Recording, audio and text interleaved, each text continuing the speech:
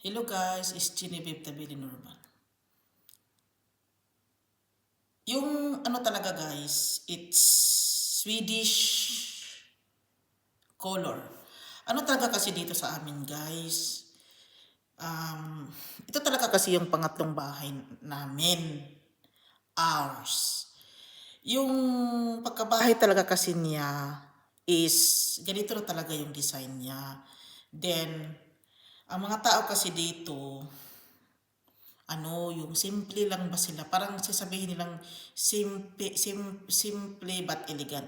Hindi mo kasi makikita ang mga Swedish guys na very, yung mga very bongacious ba guys, very elegant. Yung sa kanila talaga, kung gaano sila kasimple, yun ang elegant nila. Iba na kasi yung nakikita mo na parang dry na sila, iba na din yun.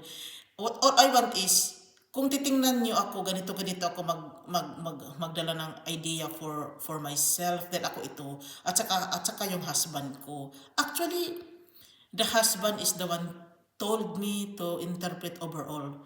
Nag-asawa siya para sa kanya na lang siya kukuha ng idea.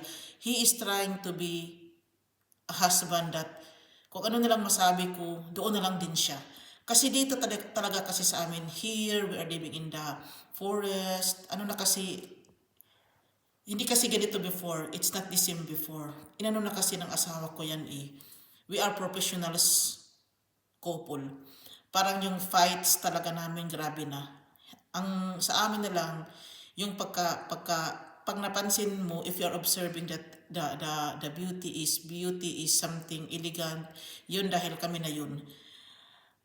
Alam ko sa sarili ko, we both all know that the life is always complicated and we are competing to each other. Basta, pangatlong bahay namin ito is still, ang weather is still, March pa kasi siya, is still, walang namatay pa yung mga dahon but they are still alive.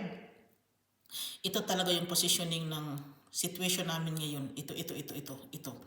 Ito yung pangatlong bahay. Ito talaga ang naisip kong i-contents. Ito.